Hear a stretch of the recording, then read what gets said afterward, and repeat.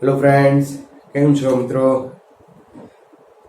Last લેક્ચરની અંદર આપણે metre bridge ભણ્યા હતા અને એને લગતા ઘણા બધા પ્રોબ્લેમ્સ જે છે એ આપણે સોલ્વ કરેલા. જોઈએ તો આઈઆઈટી સુધીના પ્રોબ્લેમો આપણે લીધેલા. આજે આપણે પોટેન્શિયોમીટર ઉપકરણ જે છે એ ભણવાના છીએ. પોટેન્શિયોમીટર તમારે બોર્ડની દ્રષ્ટિએ પણ ખૂબ અગત્યનું છે, કોમ્પિટિટિવ એક્ઝામ માટે પણ એટલું જ અગત્યનું છે. પોટેન્શિયોમીટરની અંદરની થોડીક વાત હું તમને કરી દઉં કે પોટેન્શિયોમીટર આપણી ટેક્સ્ટબુકમાં જે આપેલું છે એમાં ઘણી બ્રીફ માહિતી છે, બહુ જ ટૂંકાણમાં આપેલું છે. ઘણા બધા એવા મુદ્દાઓ છે કે જે આપણે પહેલાં અહીંયા સમજવા પડશે, પછી આપણે ટેક્સ્ટબુકની અંદર જે કન્ટેન આપ્યું છે એના ઉપર આપણે જશું. તો નોટ પેન કાઢી લ્યો, મારી સાથે સાથે થોડું કામ કરતા જાઓ અને શક્ય હોય તો આખો લેક્ચર એક જ વારમાં બેસીને પૂર્ણ કરો. બરાબર? ઘણીવાર આપણે એક જ લેક્ચરની અંદર 3-4 ભાગ પાડતા હોય. થોડી વાર થાય પાણી પીવા જઈએ, ઊભા થઈએ, નાના ભાઈ બહેન હોય તો એને રમાડવા વયા જઈએ. તો એવું બધું હમણાં બંધ કરી આખો લેક્ચર સળંગ છે, કન્ટિન્યુઅસ છે, પૂરો કરજો. તો ચાલો શરૂ કરીએ આપણે પોટેન્શિયોમીટર. સૌ પ્રથમ પોટેન્શિયોમીટર જેમ મીટર બ્રિજ છે એવી જ રીતે આ એક વિદ્યુતનું સાધન છે. એનો પ્રેક્ટિકલ પણ તમે જોયો હશે. બરાબર છે? ન જોયો હોય તો પહેલા પ્રેક્ટિકલ જોશો અને પછી આપણી આ થિયરી છે એ કરજો. તો પોટેન્શિયોમીટર નો ઉપયોગ આપણે જોઈએ.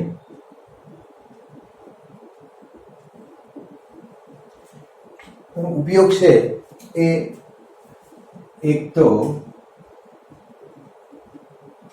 બેટરીનું ઈએમએફ માપવા માટે થાય છે. બેટરીનું ઈએમએફ માપવા માટે થાય, જેમાં આપણે વાત કરી હતી મીટર બ્રિજમાં કે નલ પોઈન્ટ એટલે કે તટસ્થ બિંદુ, સંતુલન બિંદુ 0 I = 0 થાય. એ સિદ્ધાંત ઉપર એ જ વસ્તુ અહીંયા લાગુ પડે છે. એટલે પોટેન્શિયોમીટર થી બેટરીનું ઈએમએફ જે આપણે માપશું એ ખૂબ જ ચોક્કસાઈ વાળું હશે. બરાબર? બીજું, બેટરીના ઈએમએફ ની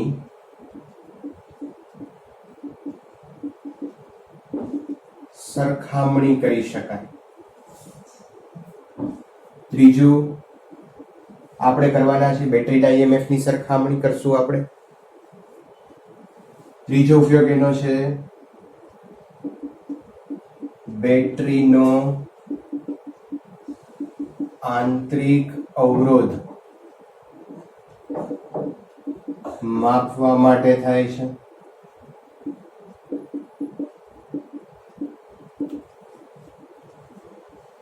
ચોથો ઉપયોગ, બેટરીમાંથી પસાર થતો પ્રવાહ આપણે ઉપયોગમાં નથી લખતા પણ આપણે કરી શકીએ. પણ મેઇન મુખ્ય ઉપયોગો આ 3 છે કહી શકાય. પણ પરિપથમાંથી વહેતો પ્રવાહ પણ આપણે પોટેન્શિયોમીટરથી માપી શકીએ. અવરોધોની સરખામણી પણ કરી શકાય. બરાબર? જે તમે પ્રેક્ટિકલની અંદર કરશો. પણ મુખ્ય જે ઉપયોગો છે એ આ 3 છે. હવે આ જે પોટેન્શિયોમીટર છે એની રચના આપણે જોઈએ. પોટેન્શિયોમીટરની અંદર અમુક લંબાઈનો સમાન આડછેદ વાળો તાર વાપરવામાં આવે છે. મીટર બ્રિજની અંદર લંબાઈ કેટલી હતી? 100 સેન્ટીમીટર અથવા તો 1 મીટર. પણ આની અંદર લગભગ 400 સેન્ટીમીટરની લંબાઈ હોય છે. 4 મીટર લાંબો તાર હોય છે. એટલે અમુક લંબાઈનો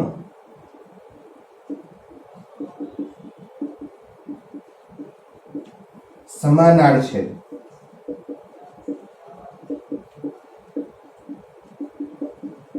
તાર વપરાય છે.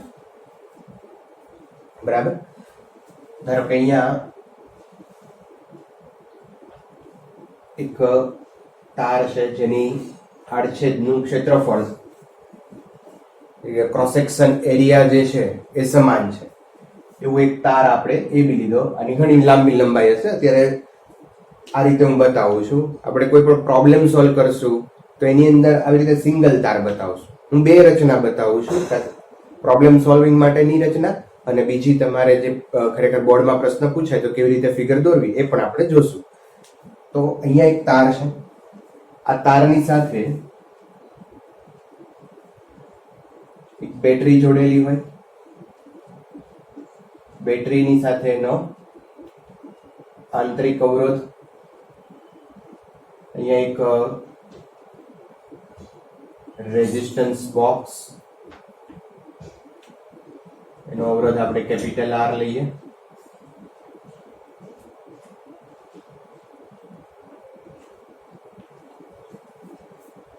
તો આ એક સિમ્પલ પોટેન્શિયોમીટરની રચના થઈ. આ શું છે? AB લંબાઈનો આ તાર છે.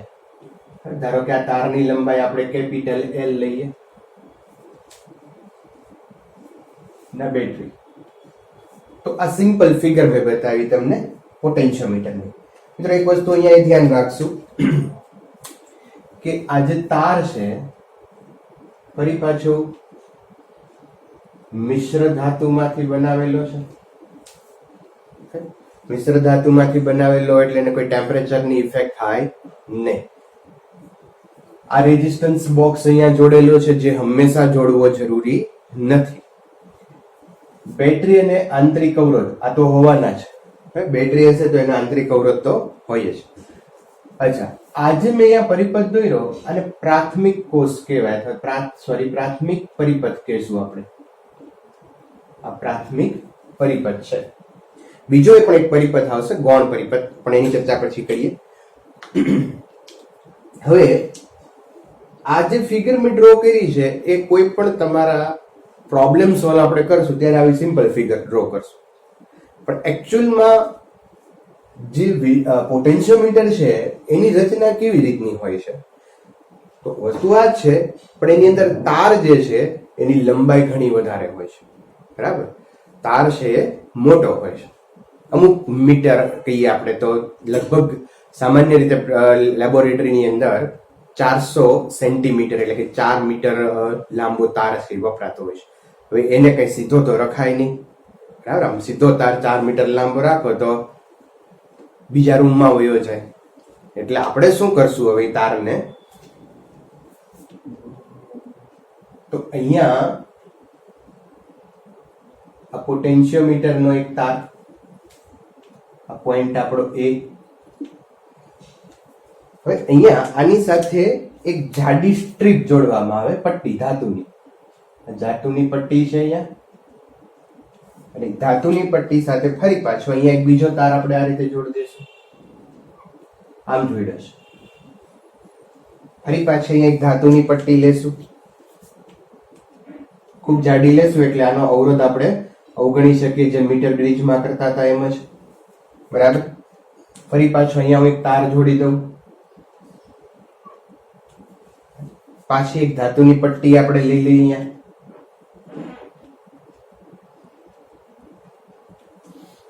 આની સાથે પાછો એક તાર જોડી દઈએ. તો ખ્યાલ આવ્યો તમને? આ ધારો કે 100 સેન્ટીમીટર હોય, આ 200, 300 અને 400. તો એવી રીતે આ 400 સેન્ટીમીટર નો અહીંયા તાર લેવામાં આવે. અને તમે આ ધાતુની પટ્ટી કાઢી નાખો તો આમાં આખો ખુલ્લો તાર થઈ જાય. પણ મેં એને શું કર્યું? આ રીતે વાળી દીધો. બરાબર, તો લાંબો તાર હતો એને આપણે આ રીતે શોર્ટકટમાં પરિપથ માટે પ્રેક્ટિકલ પરિપથ આપણે બનાવી શકીએ. બરાબર, નહીં તો ખૂબ મોટો પરિપથ થઈ જાય, જેને સાચવવો રાખવો પણ આપણા માટે મુશ્કેલ થાય. બરાબર, તો પહેલું મેં આ તાર બતાવ્યો, AB તાર. બરાબર છે. હવે બતાવું છું આપણે બેટરી. અહીંયા આપણે લઈ લઈએ બેટરી. ઇન્ટરનલ રેઝિસ્ટન્સ આમાં અંદર છે એવું આપણે ધારી લેશું. અંદર ઇન્ટરનલ રેઝિસ્ટન્સ હું દર્શાવતો નથી. એક રેઝિસ્ટન્સ બોક્સ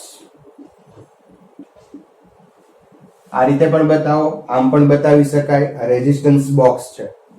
બરાબર, અને એક કોલ સ્વિચ મૂકી દઈએ આપણે અને પછી સ્વિચનો આ બીજો છેડો છે એને બી સાથે જોડી દો. તો આપણો પ્રાથમિક પરિપથ જે મેં અહીંયા દોર્યો છે દોર્યો, પણ આ જે AB લંબાઈનો તાર છે એને આપણી ટેક્સ્ટ બુકમાં આ રીતે બતાવેલો છે એમ બતાવ્યું. ઓકે, અચ્છા, હવે હું સાથે સાથે ગૌણ પરિપથ પણ બતાવી દઉં જેનો ઉપયોગ આપણે આગળ ઉપર કરશું. તો આ આપણો થઈ ગયો પ્રાથમિક પરિપથ.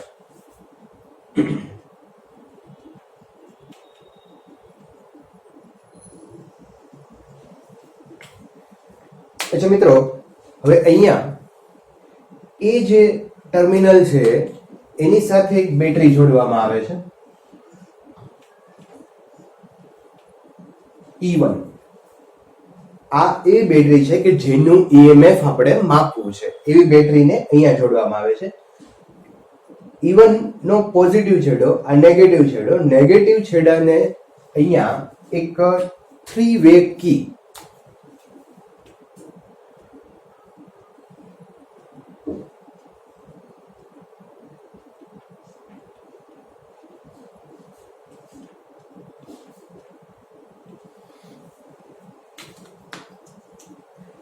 સ્વિચ છે, બીજું કઈ નથી, બરાબર.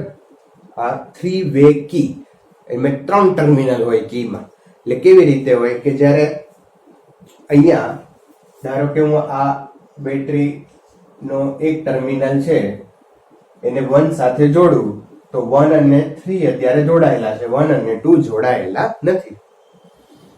ધારો કે હું તમને અત્યારે ભણાવતો હોય તો અત્યારે 11મા વાળાને હું ન ભણાવતો હોય, 12થમાં લેક્ચર હોય તો મારો 11થમાં ન હોય એમ.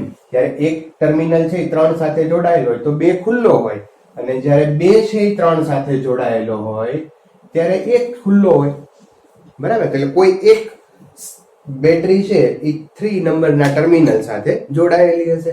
અચ્છા, 3 નંબરનો જે ટર્મિનલ છે એની સાથે આપણે જૂનું ને જાણીતું ગેલ્વેનોમીટર. હવે પરિપથ પાછો ઓલો જ આવી ગયો આપણો. અને ગેલ્વેનોમીટર સાથે શું જોડીએ છીએ આપણે? Yes, jockey. તો એની સાથે ધારો કે આ જોકી જોડેલી છે.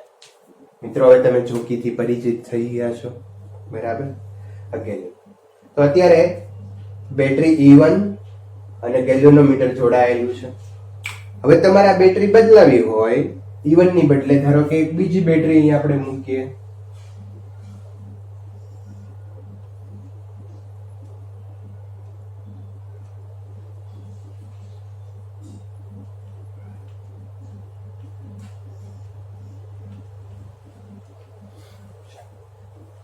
તો અહીંયા બેટરી મૂકી દઈએ આપણે E2.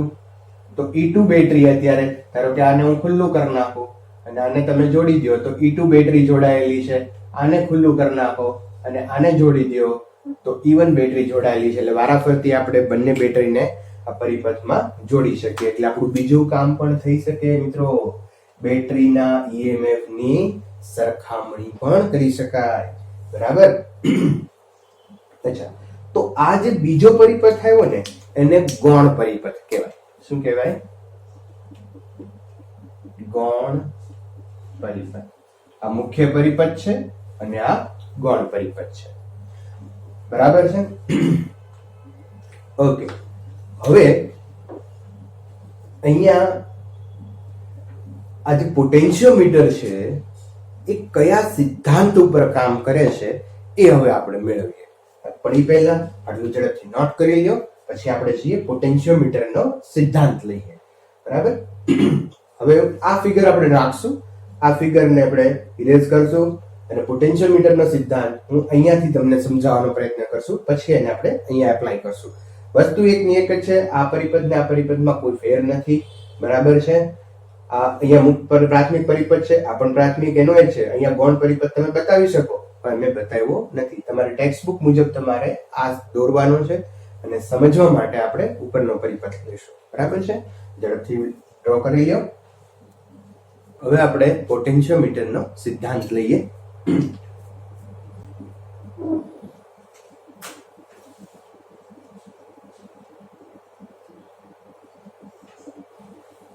મિત્રો, આ જે સિદ્ધાંત છે એ હું મેળવું છું, પણ તમારે ટેક્સ્ટ બુકમાં છે નહીં, પણ એને સમજીને રાખજો. એના ઉપરથી ઘણા બધા પ્રોબ્લેમ્સ પણ આપણે સોલ્વ કરી શકીએ અને આપણે કરવાના છીએ. ઓકે, અહીંયા સૌ પહેલા તો હું એક કામ એ કરું કે આ જે એબી તાર છે કે જેની લંબાઈ L છે એ એબી તારનો અવરોધ આપણે મેળવીએ. તારનો અવરોધ મેળવવો હોય તો પહેલા આપણે વ્યાખ્યાયિત કરીએ એકમ લંબાઈ દીઠ અવરોધ. તો પહેલું કામ અહીંયા હું શું કરું છું, એબી તારનો અવરોધ એકમ લંબાઈ દીઠ અવરોધ ધારો કે રો છે. એકમ લંબાઈ દીઠ અવરોધ કેટલો છે? રો. તો આ L લંબાઈ દીઠ અવરોધ કેટલો હોય? L લંબાઈ દીઠ અવરોધ કેટલો થાય? તો આ બેનો મલ્ટીપ્લાય એટલે AB તારનો અવરોધ કેટલો થઈ ગયો? L rho. તો પેલું યાદ રાખો, સીધું તમે યાદ રાખી શકો છો. આનો અવરોધ કેટલો થશે? Small r. આનો અવરોધ રેઝિસ્ટન્સ બોક્સનો કેપિટલ R અને એબી તારનો અવરોધ કેટલો છે? L rho. લંબાઈના સમપ્રમાણમાં હોય એમ યાદ રાખશું આપણે. અહીં તારનો અવરોધ નોટ કરી લેજો ખાસ. અહીં તારનો અવરોધ લંબાઈના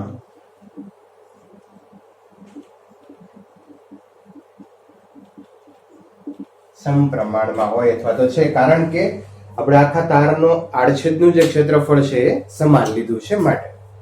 ઓકે, ચાલો તો પહેલી વસ્તુ ક્લિયર થઈ કે આ એબી તારનો અવરોધ કેટલો છે? L row. હવે બીજું કામ એ કરવું છે મિત્રો કે મારે આ પરિપથમાં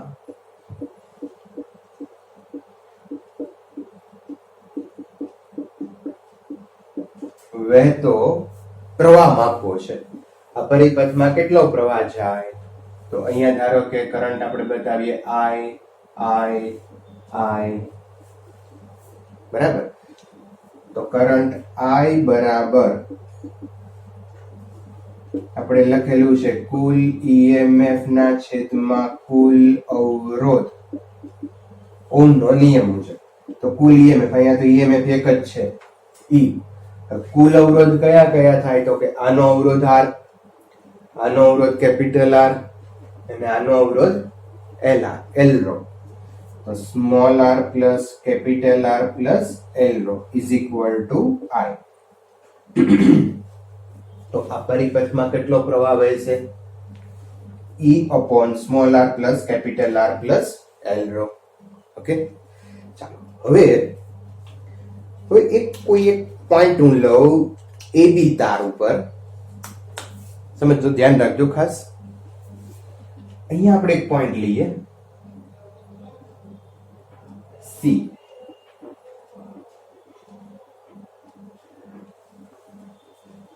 આ A અને C વચ્ચે વિદ્યુત સ્થિતિમાનનો તફાવત કેટલો?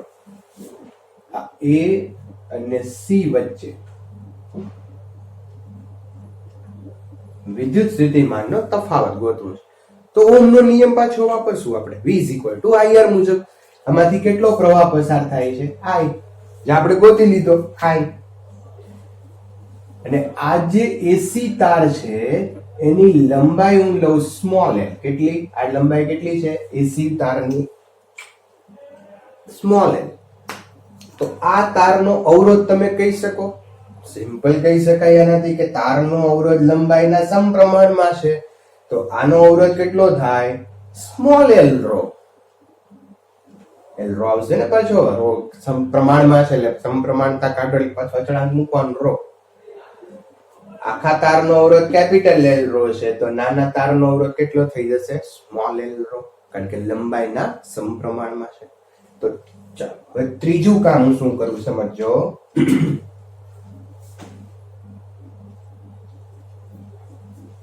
A અને C સી વચ્ચે પીડી પોટેન્શિયલ ડિફરન્સ.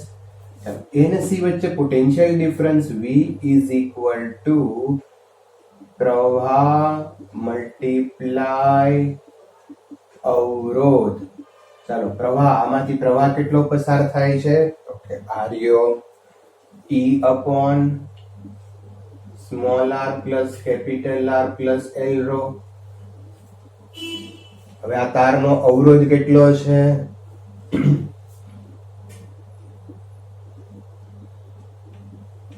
એસી તારનો અવરોધ કેટલો છે? Small l rho is equal to V. Okay, ચાલો આ L ને આના છેદમાં લઈ લ્યો તો V upon L is equal to E rho upon small r plus capital R plus L row. હવે સમજો, હવે ધ્યાન રાખજો ખાસ.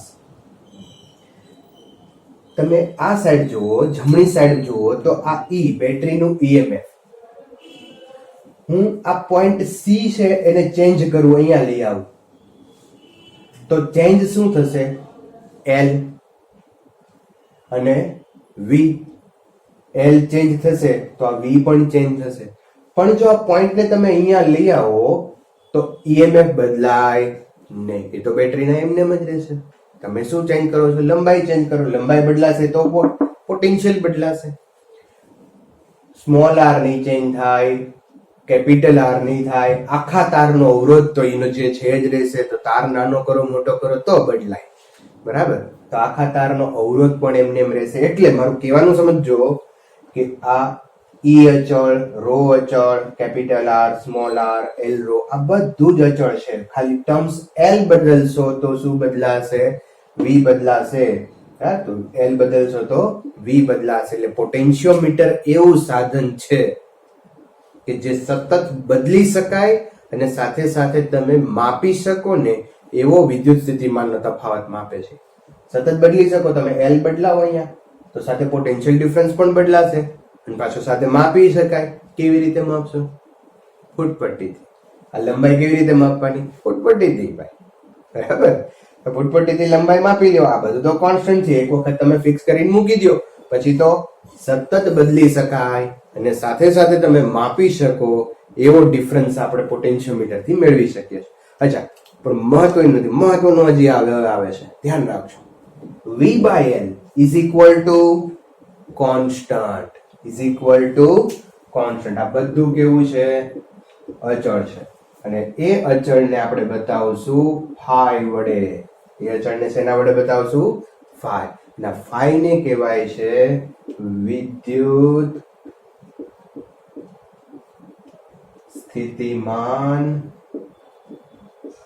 પ્રચલન, potential gradient. V upon L is equal to phi. V upon L is equal to phi. અને કહીશું આપણે વિદ્યુત સ્થિતિમાન પ્રચલન. તો આ ખાસ તમારે યાદ રાખવાનું છે મિત્રો. વિદ્યુત સ્થિતિમાન પ્રચલનનો એકમ શું થાય? વોલ્ટ પર મીટર, બરાબર? વોલ્ટ પર મીટર, વોલ્ટ પર મીટર યાદ કરો. વોલ્ટ પર મીટર બીજો કોનો એકમ છે? વિદ્યુત ક્ષેત્રનો. તો અહીંયા આપણે આમ પણ લખી શકીએ ને કે V upon L એટલે E લખાય. અને આવું તો આપણે ભણી ગયા હતા, V is equal to E into L, અથવા તો L એટલે લંબાઈ, લંબાઈને હું D કહું તો V બરાબર ED. યાદ આવે છે? બરાબર? તો ઘણી વાર એવું લાગે ને કે જ્યાં છે ત્યાં જ આપણે રહી ગયા, બરાબર? તો મિત્રો અહીંયા V upon L is equal to phi અને કહીશું વિદ્યુત સ્થિતિમાન પ્રચલન. વિદ્યુત સ્થિતિમાન પ્રચલનની થોડી ચર્ચા કરીએ.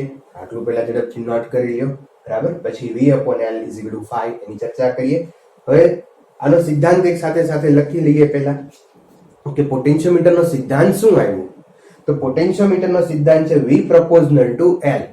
V proportional to L આ પોટેન્શિયોમીટરનો સિદ્ધાંત છે કે તમે વિદ્યુત સ્થિતિમાનનો તફાવત છે કે લંબાઈના સમપ્રમાણમાં હોય છે. આ સિદ્ધાંત ઉપર પોટેન્શિયોમીટર કામ કરે છે. ઝડપથી નોટ ડાઉન કરી લો, પછી આપણે થોડીક આની ચર્ચા કરીએ. V by L is equal to phi, વિદ્યુત સ્થિતિમાન પ્રચલન, અને પછી આપણે ટેક્સ્ટ બુક ઉપર જઈએ. તો ઝડપથી નોટ કરી લો. આપણે આગળ વિચારીએ પોટેન્શિયોમીટરની સંવેદિતા. પોટેન્શિયોમીટરની સંવેદિતા એટલે શું? તો સંવેદિતાનો અર્થ થાય મિત્રો કે પોટેન્શિયોમીટર જે છે સાધન એ નાનામાં નાનું કેટલો વિદ્યુત સ્થિતિમાનના તફાવત માપી શકે એને પોટેન્શિયોમીટરની સંવેદિતા કહેવાય. પોટેન્શિયોમીટર સાધન નાનામાં નાનો કેટલો વિદ્યુત સ્થિતિમાનનો તફાવત માપી શકે એને પોટેન્શિયોમીટરની સંવેદિતા કહેશું. અથવા V/L is equal to phi એને પણ પોટેન્શિયોમીટરની સંવેદિતા કહેવાય. મેથેમેટિકલી ફોર્મ્યુલાના બેઝ ઉપર જાઓ તો V/L is equal to phi એને પણ આપણે પોટેન્શિયોમીટરની સંવેદિતા કહેશું. હવે આ સંવેદિતા છે એમાં પ્રશ્નો એવા પરીક્ષામાં પૂછાય છે કે સંવેદિતા વધારવી હોય તો શું થાય, અથવા તો કયા આની અંદર ઘટકોમાં કયા પેરામીટર્સમાં આપણે ફેરફાર કરીએ તો સંવેદિતામાં ફેરફાર થાય. તો એ યાદ રાખજો, નોટ કરી લેજો. ફાઈનું મૂલ્ય ઘટે, ફાઈનું મૂલ્ય ઘટે એટલે કે V/L ઘટે તો સંવેદિતા વધે. V/L ફાઈનું મૂલ્ય ઘટે તો સંવેદિતા વધે. ફરીવાર ફાઈનું મૂલ્ય ઘટે તો સંવેદિતા વધે. અચ્છા, હવે અહીંયા જો રેઝિસ્ટન્સ બોક્સ જે છે, રેઝિસ્ટન્સ બોક્સ જે આ જે છે રિઓસ્ટેટ અથવા તો રેઝિસ્ટન્સ બોક્સ છે એનો અવરોધ આપણે વધારીએ, અવરોધ વધારો તો V/L કેવો થઈ જાય? ઘટે. તો ફાઈનું મૂલ્ય ઘટે તો સંવેદિતા વધે. બરાબર. ફરીવાર ધ્યાન રાખજો, આ રેઝિસ્ટન્સ હું ઘટાડી દઉં, બરાબર, આપણે વધારી ઊંધું કરીએ, વધારી દઈએ. આ રેઝિસ્ટન્સ છે એનું મૂલ્ય હું વધારું તો V/L નું મૂલ્ય કેવું થાય, અથવા તો ફાઈ નું મૂલ્ય કેવું થાય? ઘટે. અને ફાઈ નું મૂલ્ય ઘટે તો સંવેદિતા વધે. તો અલ્ટિમેટલી શું યાદ રાખશું કે આ રેઝિસ્ટન્સ બોક્સ કે જનરલી ત્યાં રિઓસ્ટેટ મૂકેલો હોય તો રિઓસ્ટેટ વધે, રિઓસ્ટેટ વધે તો સંવેદિતા વધે છે. રિઓસ્ટેટ વધારો તો આ મૂલ્ય ઘટે છે અને આ મૂલ્ય ઘટે તો સંવેદિતા વધે છે. પણ આપણે ટૂંકમાં યાદ રાખશું, રિઓસ્ટેટ વધે, રેઝિસ્ટન્સ બોક્સ નો અવરોધ વધે તો સંવેદિતા વધે છે. બરાબર. એ જ રીતે L વધે, આ L વધારો તો પણ આ ફાઈ નું મૂલ્ય ઘટે અને સંવેદિતા વધે. તો જેમ વાયરની લંબાઈ તમે વધારે ને વધારે મોટી કરતા જાઓ એમ પોટેન્શિયોમીટરની સંવેદિતા છે એ વધે, એટલે કે નાનામાં નાનું એ માપન કરી શકે. તો L વધે તો પણ સંવેદિતા વધશે. ઇન્ટરનલ રેઝિસ્ટન્સ જનરલી બદલાતા ન હોય, બેટરી ઇન્ટરનલ રેઝિસ્ટન્સ, એટલે એના પ્રશ્ન બહુ પૂછાય નહીં. પણ ક્યારેક બાય ચાન્સ એવું પૂછે ઇન્ટરનલ રેઝિસ્ટન્સમાં વધ્યો તો પણ સંવેદિતા છે એ વધશે. પણ આવો પ્રશ્ન જનરલી ના પૂછાય. પ્રેક્ટિકલ વસ્તુ શું છે, એક આમાં ચેન્જ કરી શકો તમે અને એક આમાં ચેન્જ કરી શકો. બેટરી હોય તો એની સાથે ઇન્ટરનલ રેઝિસ્ટન્સ તો એની સાથે હશે, એટલે આ બેના ચેન્જીસ થાય. બરાબર. આમાં વધારો થાય તો સંવેદિતામાં વધારો થાય છે. બીજું ખાસ એક યાદ રાખવા જેવી વસ્તુ છે કે ગૌણ પરિપથ. ગૌણ પરિપથ અહીંયા આપણે બતાવેલો, બેટરી, તમે કળ જોડી દો, અહીંયા એક ગેલ્વેનોમીટર અને જોકી. બરાબર. પછી બીજી અહીંયા તમે આ રીતે આની સાથે જોડી દો. બરાબર. તો આ જે ગૌણ પરિપથ આપણે બતાવ્યો હતો એ ગૌણ પરિપથમાં તમે કાંઈ પણ ફેરફાર કરો, કોઈ પણ ચેન્જીસ કરો તો સંવેદિતામાં કોઈ ફેર પડતો નથી. તો આપણે યાદ રાખશું. બરાબર. અહીંયા જે બેટરી છે એનું EMF બદલાવો, ગેલ્વેનોમીટરમાં કઈ ચેન્જ કરો. બરાબર. તો ગૌણ પરિપથમાં કોઈ પણ ફેરફાર કરો તો સંવેદિતામાં કોઈ અસર થતી નથી. તો આ મિત્રો આ વસ્તુ યાદ રાખજો. બરાબર છે. હવે આપણે જે ટેક્સ્ટ બુક ની અંદર આપ્યું છે એ વસ્તુ ઉપર આપણે જઈએ, જેમાં બે EMF ની સરખામણી કરવાની છે. એ ક્વેશ્ચન ઉપર જઈએ. પણ એના માટે હું ખાસ આનો ઉપયોગ કરીશ. V/L is equal two 5. V/L is equal two 5 અથવા તો V is equal two 5 into L. Potential difference PD જે છે એ કેટલો હોય છે? 5 ઇન્ટુ L જેટલો. 5 શું છે? વિદ્યુત સ્થિતિમાન પ્રચલન. તો આ વસ્તુ ધ્યાનમાં રાખજો. આ નોટ કરી લ્યો. હવે આપણે બેટરીના ઈએમએફ ની સરખામણી કરીએ. ઓકે વિદ્યાર્થી મિત્રો, હવે આપણે જે ટેક્સ્ટ બુક ની અંદર જે પ્રશ્ન છે એ પ્રશ્ન ઉપર હવે આપણે જઈએ. આપણો જે પ્રશ્ન છે કે પોટેન્શિયોમીટરની મદદથી બેટરીના ઈએમએફ ની સરખામણી કરવી. એના માટેની જે જરૂરી આકૃતિ છે, જે સર્કિટ છે, એ અહીંયા મેં ડ્રો કરેલો છે. ફરી એક વખત સર્કિટને આપણે યાદ કરી લઈએ. તો એ અને આ સી પોઈન્ટ જે છે એની વચ્ચે આપણે એક અમુક મીટર લંબાઈનો તાર ગોઠવેલો છે. આ જે તમને દેખાય છે અહીંયા જાડુ, એ મેટલની સ્ટ્રીપ પટ્ટી છે, બરાબર. અને આ તારને આ રીતે વાળવામાં આવેલો છે. એ પોઈન્ટ સાથે એક બેટરીનો પોઝિટિવ ટર્મિનલ, બેટરીના નેગેટિવ સાથે એક રિયોસ્ટેટ અથવા તો જે ફેરફાર થઈ શકે એવો એક રેઝિસ્ટન્સ અહીંયા બોક્સ લગાડેલું છે. કળ છે K1 અને આ સર્કિટ પૂરી કરી છે. જે આ સર્કિટને આપણે મુખ્ય પરિપથ કહીએ છીએ. બીજું મિત્રો, એ ટર્મિનલ સાથે એક બેટરી જોડેલી છે E1 નો એક છેડો છે અહીંયા 3 વે કી અથવા તો આને ઉલટ સુલટ કળ કહેવાય. શું? ઉલટ સુલટ કળ. તો એ ઉલટ સુલટ કળ સાથે બેટરીનો નેગેટિવ ટર્મિનલ અને નેગેટિવ 3 નંબરના ટર્મિનલ સાથે ગેલ્વેનોમીટર અને ગેલ્વેનોમીટર સાથે એક જોકી જોડેલી છે. હવે મિત્રો, અહીંયા આ બેટરીની બદલે બીજી બેટરી આપણે કનેક્ટ કરવી હોય તો અહીંથી તમે 1 અને 3 વચ્ચે જે આપણે જોડાણ કરેલું છે, સ્વિચ જોડેલી છે, એ તમે અહીંથી સ્વિચ ઓફ કરી દો. આ અહીંથી છૂટું કરી નાખો અને 2 અને 3 ને જોડી દો.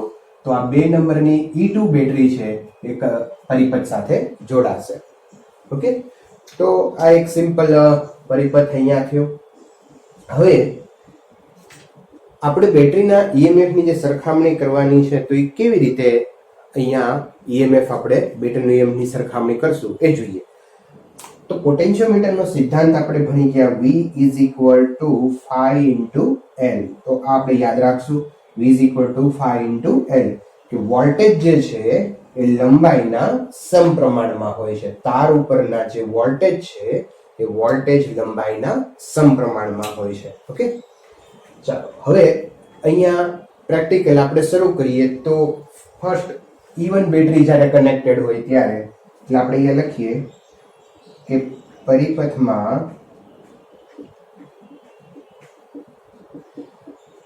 E1 બેટરી જોડેલ હોય ત્યારે E1 બેટરી કેવી રીતે પરિપથમાં જોડાશે? તો 1 અને 3 છે એને તમે કનેક્ટ કરી દો. તો અત્યારે E2 બેટરી અહીંથી ઓપન છે. E2 બેટરી સર્કિટમાં નથી, પણ E1 બેટરી છે સર્કિટ પરિપથમાં જોડાઈ ગઈ. હવે પ્રયોગ મુજબ આપણે કામ કરીએ તો આ જોકી જે છે એને તમે તાર ઉપર ફેરવતા ફેરવતા કોઈ એક એવું બિંદુ ગોતો, આપણે જેને નલ પોઈન્ટ કહીએ છીએ. નલ પોઈન્ટ ગોતો. નલ પોઈન્ટ એટલે શું? કે આ બિંદુએ જ્યારે આપણે જોકી મૂકીએ ત્યારે ગેલ્વેનોમીટર માંથી પસાર થતો પ્રવાહ શૂન્ય થાય. એને નલ પોઈન્ટ કહેવાય. બરાબર. તો નલ પોઈન્ટ આપણને ધારો કે મળે છે N1 ઉપર. તો અહીંયા આ જે લંબાઈ છે A થી N1 સુધીની, એ લંબાઈને આપણે કહી દઈએ L1. તો એનો આ A અને N1 વચ્ચેનો પોટેન્શિયલ ડિફરન્સ કેટલો હોય? phi × L1 જેટલો. આના બે છેડા વચ્ચે વિદ્યુત સ્થિતિમાનનો તફાવત કેટલો થાય? phi × L1 જેટલો. અને આ તફાવત છે એ બેટરીના ઈએમએફ જેટલો હશે. કારણ કે આનો પોટેન્શિયલ ને આનું પોટેન્શિયલ જો સમાન થાય તો જ આ વચ્ચેની ભુજામાંથી પ્રવાહ પસાર થાય નહીં. બરાબર. આનું પોટેન્શિયલ ને આનું પોટેન્શિયલ બે કેવા થવા જોઈએ? સમાન થવા જોઈએ. અથવા તમે કિર્ચોફ લો પણ યુઝ કરી શકો અને સીધું પણ લખી શકો. મિત્રો ફરી એકવાર ધ્યાન રાખજો, A અને N વચ્ચે એનું પોટેન્શિયલ કેટલું હશે? phi × L1 આપણા સિદ્ધાંત મુજબ. અને આ પોટેન્શિયલ છે એ બેટરીના ઈએમએફ, આ જે બેટરી E1 લગાડેલી છે એના જેટલું હશે. બરાબર. તો જ આ પરિપથમાં આ પરિપથમાં પ્રવાહ પસાર થાય નહીં. બેયના પોટેન્શિયલ ડિફરન્સ હોય તો પ્રવાહ પસાર થશે. વધુ સ્થિતિમાનથી ઓછા સ્થિતિમાન તરફ પ્રવાહ હોય, પણ બેયના પોટેન્શિયલ સમાન હોય તો વધુ ઓછું તો આવશે નહીં. તો બેયના પોટેન્શિયલ સમાન હોય તો પ્રવાહ પસાર થાય નહીં. તો તમે સીધું લખી શકો E1 =φL1. પણ આપણી ટેક્સ્ટ બુકમાં શું કર્યું છે કે કિર્ચોફ લો નો યુઝ કર્યો છે. તો એમ પણ તમે લખી શકો અહીંયા કે કિર્ચોફ લો, હું આ લૂપ માટે લઉં N1, આ N1 3 પછી 1 E1 અને ફરી પાછું A. બરાબર. તો અહીંયા પ્રવાહની દિશામાં જાઓ તમે તો સ્થિતિમાનમાં અહીંયા પ્રવાહ વહેશે, આ લાઈનમાં પ્રવાહ નથી, એટલે અહીંયા જે પ્રવાહની દિશા જાઓ તો સ્થિતિમાનમાં ઘટાડો થાય, અને ઘટાડો થાય એટલે કેટલો ઘટાડો થશે? φL1 જેટલો. તો આપણે અહીંયા લખશું -φL1. ચલો બેટરીનો નેગેટિવ આવશે તો +E1 = 0. આનું પોટેન્શિયલ ડિફરન્સ કેટલો લીધો? -φL1, અને આ નેગેટિવ છે તો positive. +E1 = 0 implies E1 = φL1. અને કહી દઈએ આપણે ઇક્વેશન નંબર 1. મિત્રો તમે સીધું પણ લખી શકો છો. પરિપથમાં E1 બેટરી જોડેલી હોય ત્યારે AN1 = L1, અને પરિપથ ઉપરથી સીધું આપણે લખી શકાય કે આ E1 ના જે પોટેન્શિયલ જે છે એ AN વચ્ચેના પોટેન્શિયલ જેટલા થાય. ઓકે. હવે હું શું કરું છું કે પરિપથમાં E2 બેટરી આપણે જોડી આવે, એટલે અહીંથી કનેક્શન તમે દૂર કરી દો અને આ કનેક્ટ કરી દો, તો પરિપથમાં હવે કોણ જોડાઈ જશે? E2 battery.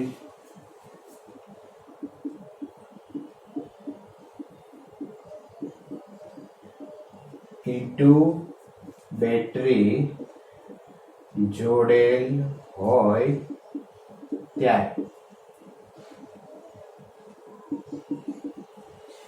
હવે પરિપથમાં E2 બેટરી જોડેલી હોય ત્યારે આ નલ પોઈન્ટ બદલાઈ જશે.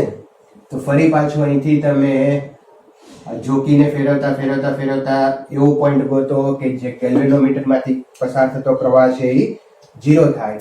તો ધારો કે આ જોકી છે એ ફરતા અહીંયા આવી ગઈ, એટલે આ પોઈન્ટને હું કહી દઉં N2, અને આ A થી N2 ની લંબાઈ L2 લઈએ આપણે.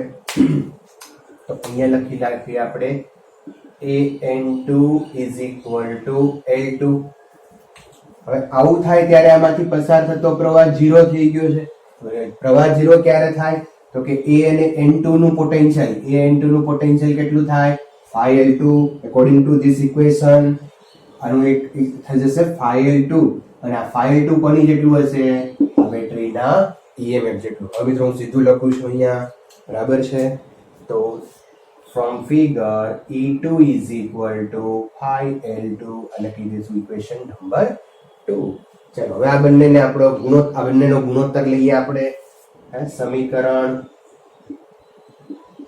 1/2 કરતા, ચાલો તો E1/E2 = L1/L2.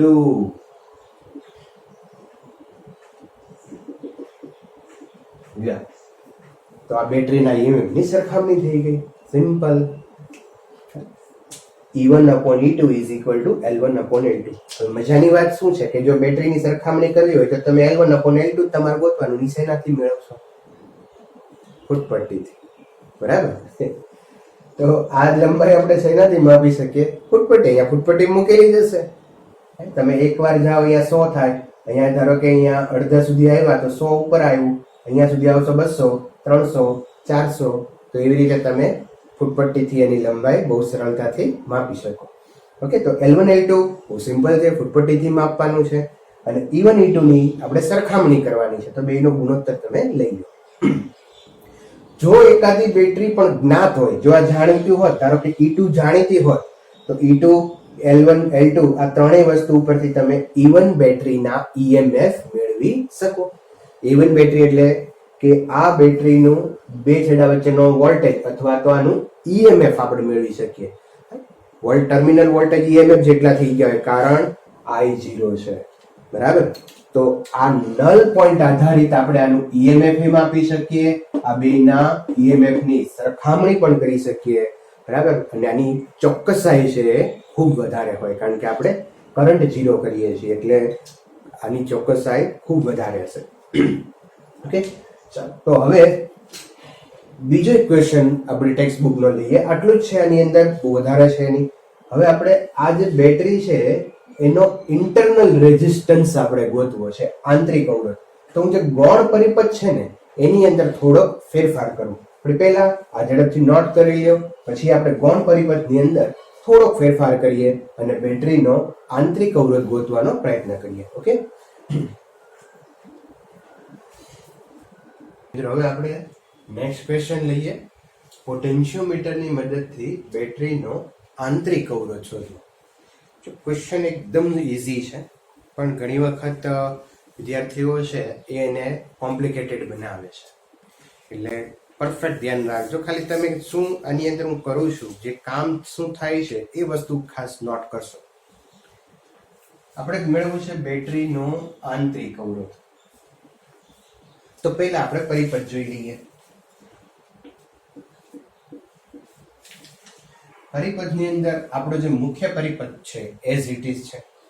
ગૌણ પરિપથમાં હું અહીંયા ચેન્જ એ કરું છું કે એક બેટરી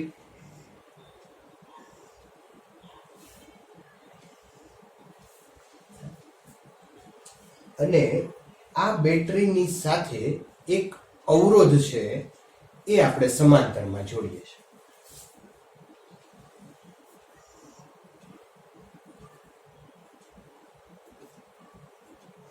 અને આની સાથે કળ લાગશું. કળને આપણે કહીશું K2. બરાબર છે?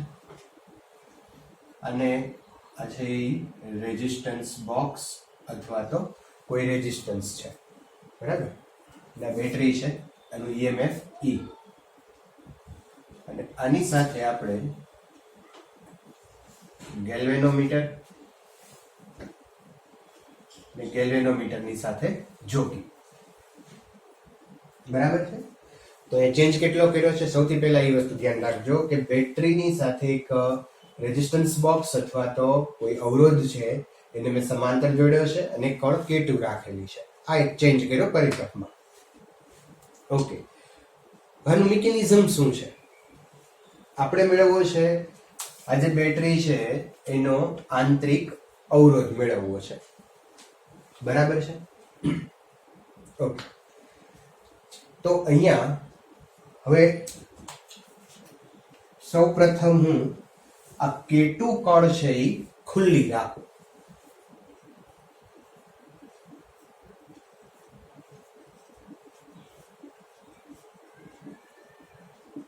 સમજો, K2 કળ છે એ ખુલ્લી છે. K2 કળ ખુલ્લી હોય તો આ જે રેઝિસ્ટન્સ બોક્સ છે એ પરિપથમાં જોડાયેલું નથી. આમ જુઓ તો અહીંથી પરિપથ ખુલ્લો થઈ ગયો. આ કળ ખુલ્લી છે તો આ જે રેઝિસ્ટન્સ બોક્સ છે એ આ પરિપથનો ભાગ છે નહીં. પરિપથનો ભાગ કોણ થશે? ઈ બેટરી અને એની સાથે આ ગેલ્વેનોમીટર અને આ આખું આ પરિપથ. રેઝિસ્ટન્સ બોક્સ આ પરિપથમાં છે નહીં. ઓકે, તો આટલું જ કરવાનું છે ખાલી. જો ધ્યાન રાખજો, સમજજો ખાસ. એ કળ K2 ખુલ્લી હોય ત્યારે રેઝિસ્ટન્સ બોક્સ પરિપથમાં નથી.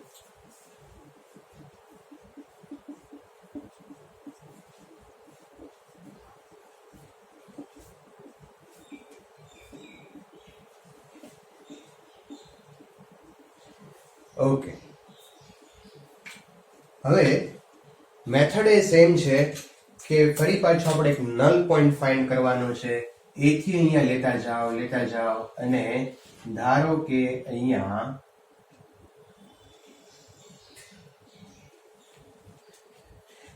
કોઈ N1 આપણને અહીંયા નલ પોઈન્ટ મળ્યો. ક્યારે નલ પોઈન્ટ મળે છે? કળ K2 ખુલ્લી છે અથવા તો K1 છે એ બંધ છે.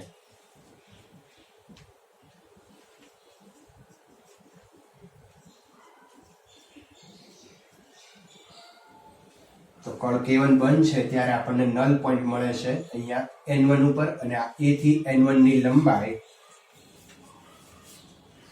ધારો કે આપણે L1 લઈ લઈએ, A થી N ની લંબાઈ L1 લઈ લઈએ, અને આપણને બધાને ખ્યાલ છે ફરી પાછું એ જ વસ્તુ હું ફરી પાછી રિપીટ કરું છું કે A થી N1 ની લંબાઈ L1 છે, તો આનો પોટેન્શિયલ ડિફરન્સ કેટલો થાય? phi L1, અને phi L1 is equal two લખશું આપણે આ E, આ તો છે જ નહીં, બરાબર? તો અહીંયા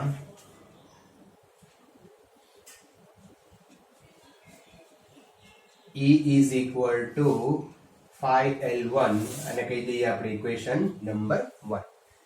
ઓકે, તો આટલું સુધી તો આપણે જે અગાઉ કરતા હતા એ જ કરીએ છીએ, આમાં મેં કોઈ ચેન્જ કર્યો નથી, બરાબર?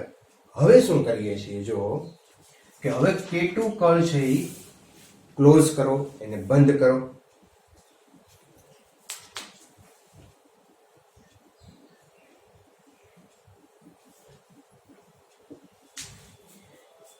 K1 એ બંધ જ રાખવાની છે, K1 ખોલી ન નાખતા, નહીતર કાંઈ પરિપથનો અર્થ નહીં રહે, બરાબર? પણ બીજા કેસની અંદર છે K2 કળ છે એ આપણે બંધ કરીએ. હવે K2 કળ જ્યારે તમે બંધ કરો ને ત્યારે પરિપથની અંદર આ રેઝિસ્ટન્સ બોક્સ છે એ જોડાઈ જાય, પરિપથમાં રેઝિસ્ટન્સ જોડાઈ જાય, બરાબર? સમજો ખાસ. હવે ફરી પાછું આપણે નલ પોઈન્ટ ફાઇન્ડ કરવાનો છે. તો નલ પોઈન્ટ ધારો કે મળ્યો આપણને અહીંયા N2, અને A થી N2 ની લંબાઈ છે L2, અને એનો થઈ જશે phi L2, બરાબર?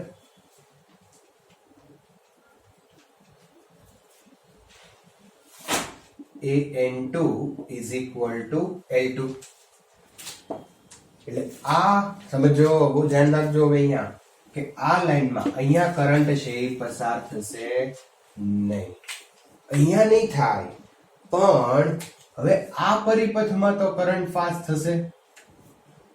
આ પરિપથમાં કરંટ પાસ થાય એટલે આપણને EMF નો મળે, ટર્મિનલ વોલ્ટેજ મળે. EMF નો મળે, ટર્મિનલ વોલ્ટેજ મળે. થોડુંક 2 મિનિટ અહીંયા અટકી જાઉં, થોડું આગળનું યાદ કરાવી દઉં તમને. બેટરીનું EMF આપણે ભણ્યા હતા, તો બેટરીનું EMF V is equal to E minus IR, આ એક ફોર્મ્યુલા હતી, બરાબર? જો I is equal to 0 હોય તો V is equal to E થઈ જાય, ટર્મિનલ વોલ્ટેજ છે EMF જેટલા થઈ જાય. પણ જો અહીંયા પ્રવાહનું વહન થાય, આ પરિપથમાં તો વહેશે, અહીંયા નહીં જાય પ્રવાહ, પણ અહીંયા રેઝિસ્ટન્સ જોડેલો છે, અહીંયા પોઝિટિવ છે, નેગેટિવ છે, એટલે આ પરિપથમાં તો પ્રવાહ જશે, પણ આ લાઈનમાં પ્રવાહ જશે નહીં, કારણ કે અહીંયા પોટેન્શિયલ AN2 નું અને આનું પોટેન્શિયલ બેના સમાન થઈ ગયા છે, બરાબર? હવે જો ત્યાં પ્રવાહ વહે તો આપણને શું મળે? ટર્મિનલ વોલ્ટેજ, બરાબર? તો અહીંયા EMF નહીં મળે, ટર્મિનલ વોલ્ટેજ મળશે.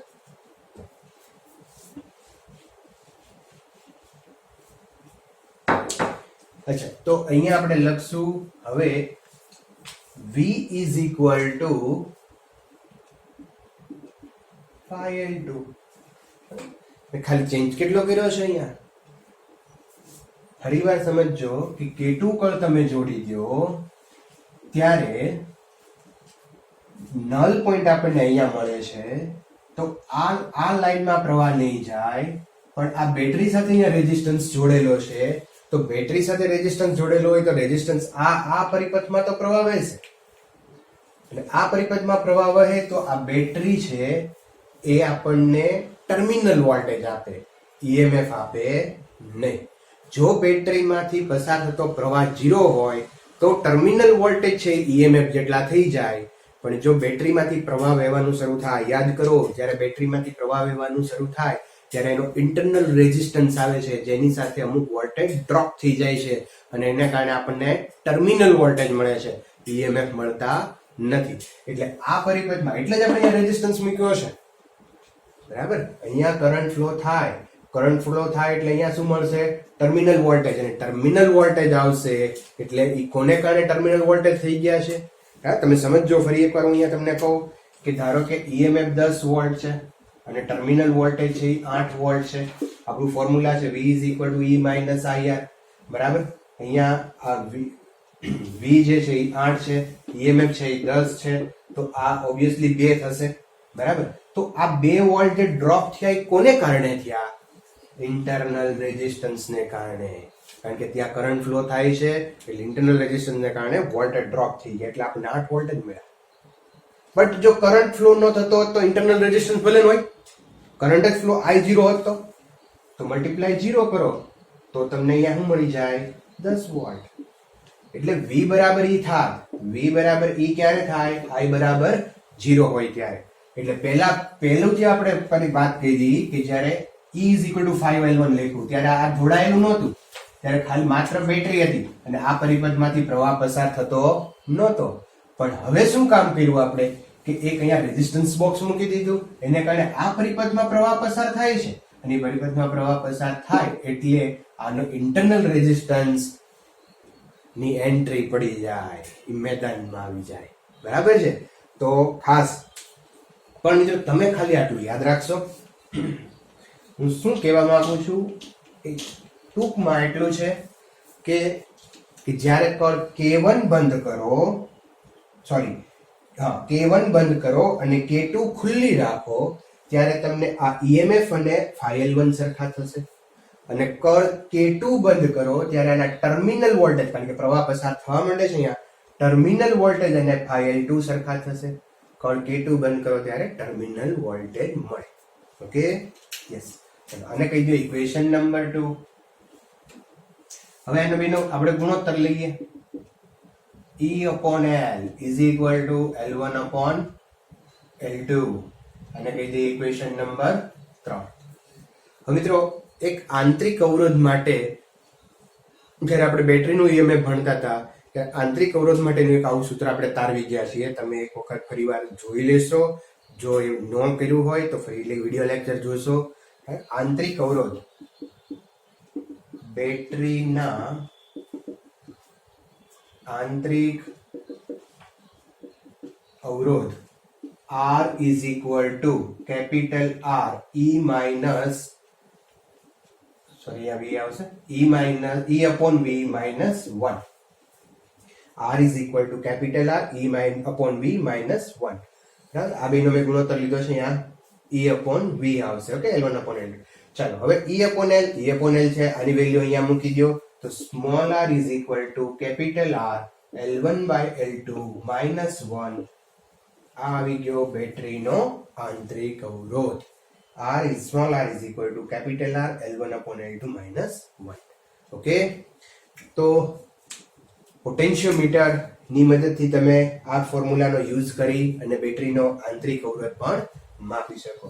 ઓકે, જો આની અંદર કન્ફ્યુઝ ન થતા ફરી એકવાર કહી દઉં છું કે જ્યારે કળ K2 ખુલ્લી હોય ત્યારે આપણને લંબાઈ L1 મળે, K2 ખુલ્લી હોય ત્યારે L1 મળે અને K2 બંધ હોય ત્યારે લંબાઈ L2 મળે. ફાઇનલ ફોર્મ્યુલા તો એ જ છે.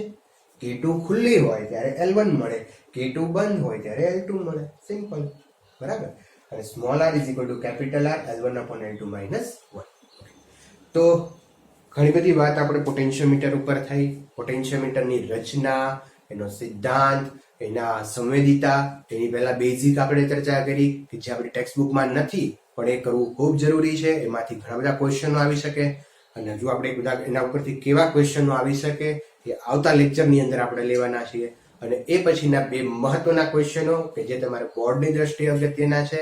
એક, પોટેન્શિયોમીટરની મદદથી બેટરીનું EMF નક્કી કરવું, EMF ની સરખામણી કરવી, અને બીજું પોટેન્શિયોમીટરની મદદથી બેટરીનો આંતરિક અવરોધ માપવો. તો એ બંને વસ્તુ તમે યાદ રાખશો, આ ફોર્મ્યુલા યાદ રાખશો. નેક્સ્ટ લેક્ચરની અંદર પોટેન્શિયોમીટરના ઘણા બધા પ્રોબ્લેમ્સ છે એ બેઝિક લેવલથી હાર્ડ લેવલ સુધીના આપણે પ્રોબ્લેમ છે એ સોલ્વ કરશું. Okay, thank you, take care.